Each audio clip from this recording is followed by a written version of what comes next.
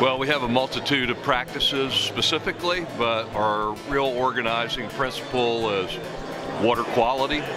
We focus on water quality as really the organizing principle that makes all the other practices that we do effective. You know, we attenuate stormwater runoff. We utilize vegetation for buffers around riparian areas. And of course we manage, track the cattle away from water sources, implementing BMP, best management practices, guidelines to try to draw the cattle away from water sources and thereby improve the water quality from the runoff. We live on Harrods Creek, which is a tributary that goes into metropolitan Louisville. So that's going to feed into the drinking water system of Louisville. So we've done things along the creek, a buffer, riparian buffer.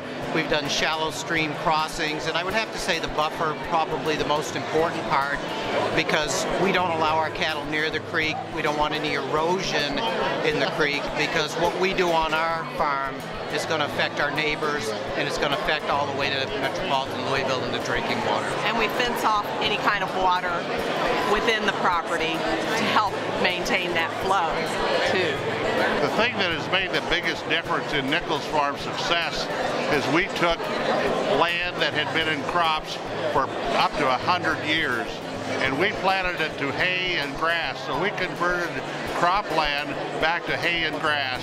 And in that case, why we have, since my father bought his first farm in 1939, we have increased that farm's production, and all the land, we have doubled its production.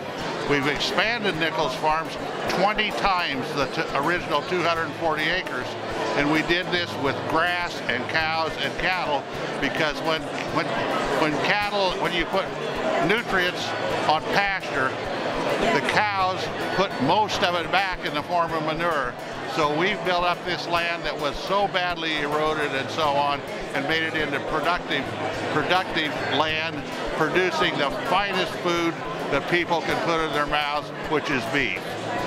You know, in 2001, we discovered we had a bird on the ranch, a mountain plover, that Fish and Wildlife Service was thinking about putting on the endangered species list. And I had lived on the ranch all my life and was completely unaware that we had this thing underfoot. And what we discovered the next 3 or 4 years in research was the way that we were managing the ranch was why the birds were there. And it was through, they enjoy shortgrass grazing. And there's only specific ways of working through, you know, having shortgrass graze.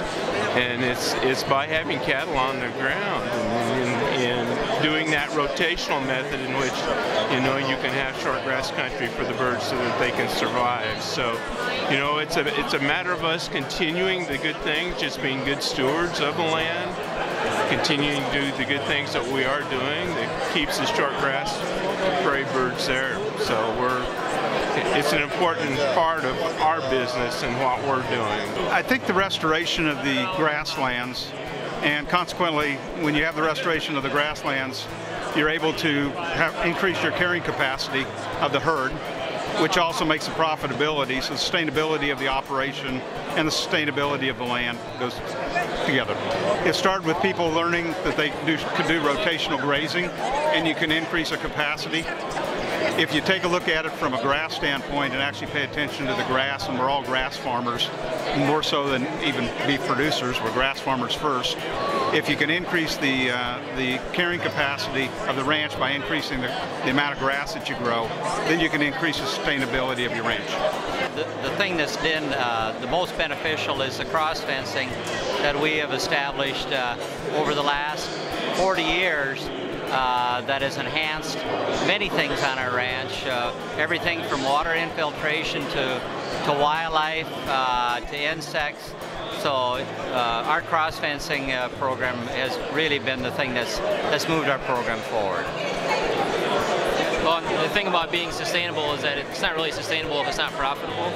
And so by doing cross-fencing and developing our rangeland, we've been able to grow more grass, have healthier soils, and also with the wildlife, it's a source of income for us also with hunting. So I would completely agree that cross fencing and range development has been the most important thing. This year's ESAP Award winner from Lowry, South Dakota.